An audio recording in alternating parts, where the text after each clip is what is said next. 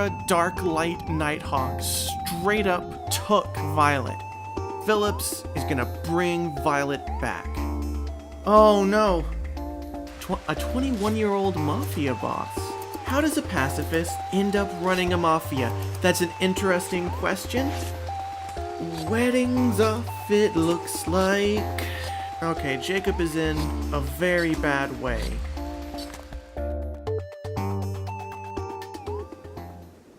A cougar. A cougar in our midst. A cougar has left our midst. Okay, that was spooky for about 2 seconds.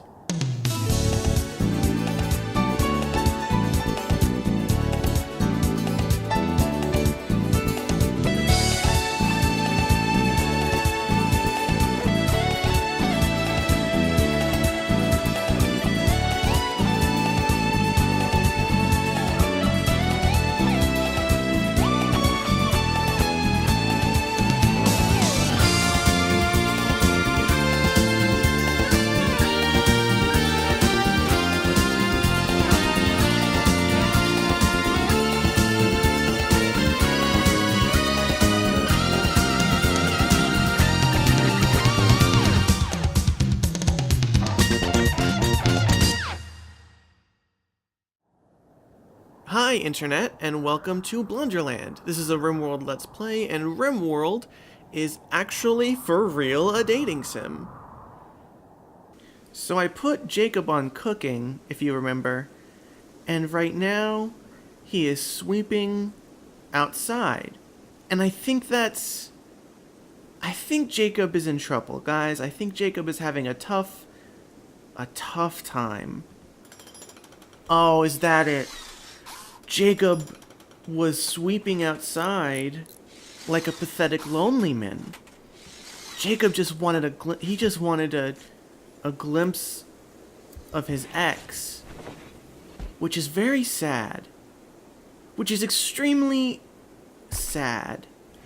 It does explain why so little of the butchering has popped off, and it does throw into question why I put our saddest, most mysterious man, most romantically thwarted man, in charge of the food supply.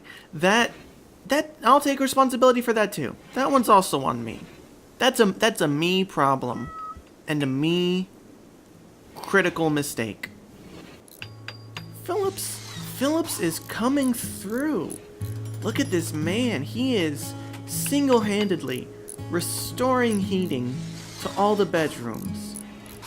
I mean, this guy, who would have thought the transition, the arc that Phillips has undergone from dramatic rain assailant to hard-working, soon-to-be rock star.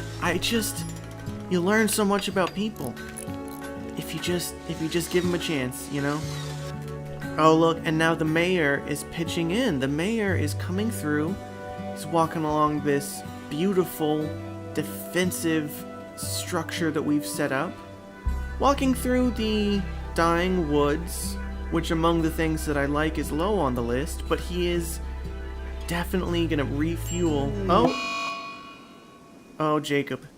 Okay, well, this might not be so bad. Jacob is on a tantrum, and what he wants to do is smash up his roommate's biz, which I don't love. But it's so far away.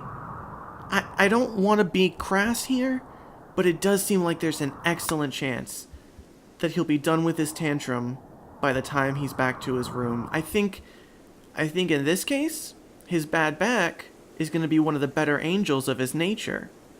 The one bad thing about the campfire is it really does emphasize the mess they left over from that party the other day. I do wish that maybe Jacob could clean up some of the raspberry jelly before he swept dirt into dirt next to his ex-fiancée. That would have been if I had my druthers. It looks like Jacob is going to win the internal marathon here of tired old man versus angry at ex-fiancée. I'm hoping that he... Oh! Well, he's working on Phillips's bed. Not a great roommate. I think we can say that Jacob is not an incredible roommate for Phillips. He did sort of smash up his bed while Phillips slept in it, which, as I understand it, is not something that is smiled upon in roommate law. When you wake up, Phillips, you will fix your bed, and it's gonna be fine. I think y'all can see that the wood-fire situation isn't just bad for Captain Planet, it's bad for us, because Planet sometimes doesn't like us. Gets cold, gets toxic, you know. So I think that rather than, again, we've canceled the sexification plans for the cave. I think once we are finished securing, locking things down, I think we're gonna need to come up with an alternate power supply that is not based on a resource that constantly goes away all the time. Fringe benefit, it'll free up a lot of wood for our self-exploration. And seeing how much fun Riesling and Zima are having, it's only a matter of time before we need this wood, not to give heat to everybody. Oh, hey! What did I tell you guys? Lucas, now that she's living with Ginny, she's feeling so inspired, and Sly, who is not living with anybody, feels like shooting a gun, which I've taken note of. It's a classic odd couple scenario when you think about it. One of them is a loose, free-living, mining, constructing, aspiring rock singer, and one of them is a crazy old man who broke the other one's bed with his foot. It's the odd couple, this is classic entertainment. The upshot of Jacob's tantrum is that he has relieved a lot of stress. He was able to get his feelings out of his system, and now he's just gonna sleep. He's gonna have himself a long old man's nap, and I can appreciate that. He's 143, and he needs a nap. Oh, dazed and confused. Good old Faina. At this point, this is just kind of how Faina does. She occasionally has a brain hiccup. Oh, Faina. Maybe that's what Philip's song is going to be about. Oh, Faina is going to be about not love, but degenerative neurological conditions. Well, I'm getting these notifications that everybody is starving, and I just did a check, and there's very good reason for that. While Oldman naps, Rittenhouse is going to have to pick up the slacks, and he's going to have to make food out of all of his good hunting work so that we don't all starve to death. That maybe is what I should have done in the first place, but it's fine. The lesson is, don't mock a cold snap, because all the trees will die, all the raspberries will die, Randy gets the last laugh, and it's a drag for everybody. So, lesson learned. Whoop-a-daddle. Oh, hey, we've got a hold. Oh my god. Okay. I'll tell you what. I'll tell you guys what. I'll tell you what. I will tell you what. I'll tell you what. This guy, this Darklight, this Scenester, I will tell, after what happened, I'll tell you what. If only to give him a piece of my mind, if only to give him a taste of his own, that the turn of phrase doesn't work there, but yeah, I'm gonna send somebody. And listen, should I have taken care of this Alpha Beaver situation long ago? Arguably yes, but there's a new situation, and that situation is some emos want to talk again.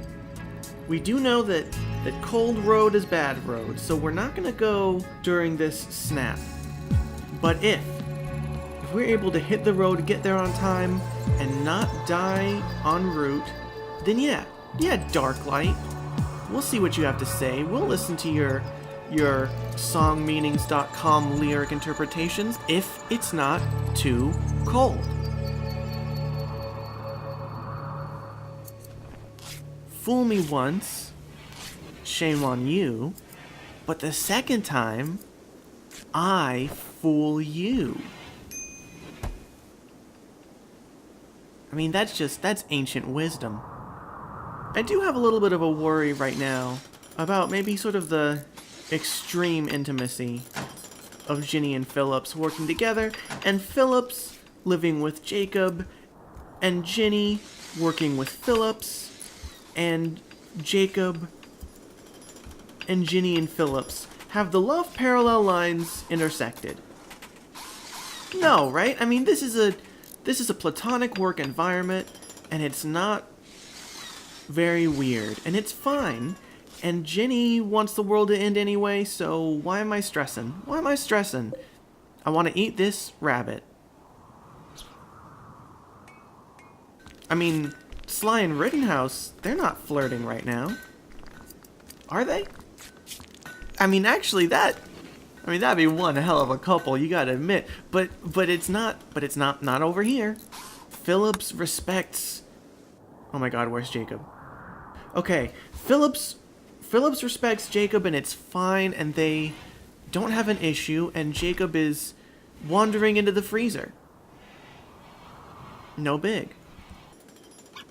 It's good to see that Ginny and Lucas went straight to bed, and that they're not gossiping about the... And parallel lines aren't supposed to intersect. I don't know what wasn't clear about my analogy, you guys. Parallel lines, I'm pretty sure, almost never intersect. Jacob, let's stargaze. I know that things have been arguably as bad as I can imagine they've ever been in your life. And your back is all messed up, and your fiancé was kind of grinding with a much younger, more attractive man. But look at the stars, right? And like the size of the universe, and like time is a speck or something. Something like that. Something that'll make you not kill Phillips. You know? And stars. And space. There you go. And anyway, Phillips is a pretty light sleeper, so... Okay, the cold snap is over. September is here. I want to see how warm it gets during the day, and we'll judge the time to these peace talks, and if it's gonna come down to wheeling and dealing, I think it's gonna come down to the mayor of Blunder Town.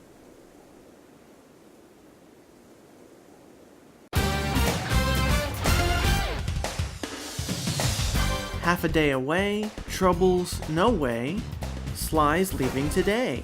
Sly's bringing gray.